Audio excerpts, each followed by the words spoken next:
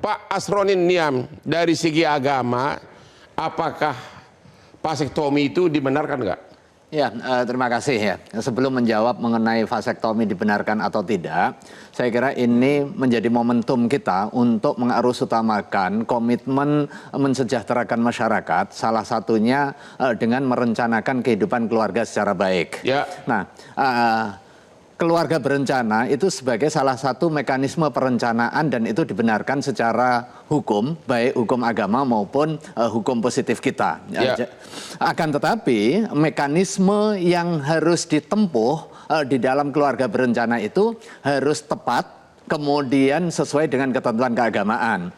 Vasektomi sebagai salah satu mekanisme di dalam keluarga berencana secara syar'i itu terlarang. Karena apa? Betul. Kenapa? Ini pembicaraannya sudah cukup lama, Bang. Mulai dari 1979. Ya. Kenapa? Ada dua mekanisme di dalam keluarga berencana, di dalam diskursus hukum Islam. Yang pertama ada namanya tangzimun nasli, pengaturan keturunan. Ya. Jadi kalau di zaman Nabi itu ada mekanisme pengaturan keturunan yang menjadi embrio di dalam kajian keluarga berencana. Ya, model koitus, kemudian azl ya di dalam bahasa agama. Ya. Dan itu diterjemahkan dengan beberapa jenis alat kontrasepsi yang tidak bertentangan dengan prinsip syariah. Jenis yang kedua namanya tahdidun nasli, membatasi keturunan yang muaranya adalah pemandulan serta mengubah fitrah kemanusiaan. Itu vasektomi. Vasektomi adalah salah satu jenis alat kontrasepsi yang muarannya adalah takkim, pemandulan tetap. Ya. Karena itu dihukumi haram kecuali nanti ada alasan-alasan syar'i. Misalnya kalau di perempuan ini kan seperti tubektomi ya. Ya.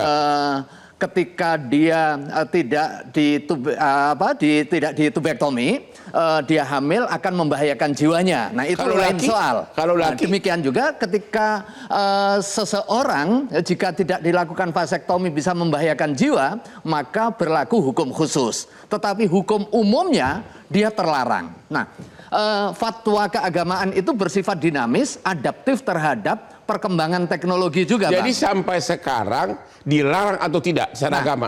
79 dilarang, kemudian ada informasi bahwa ada perubahan mekanisme Ya. dari yang sebelumnya diputus, kemudian diputus dan diikat, Ya. kemudian nanti suatu waktu bisa direkanalisasi.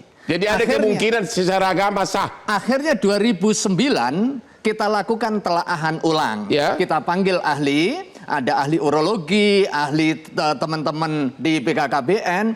Pada saat diuji, apakah rekanalisasi itu menjamin terjadinya proses reproduksi kembali? Ternyata tidak. Itu 30%.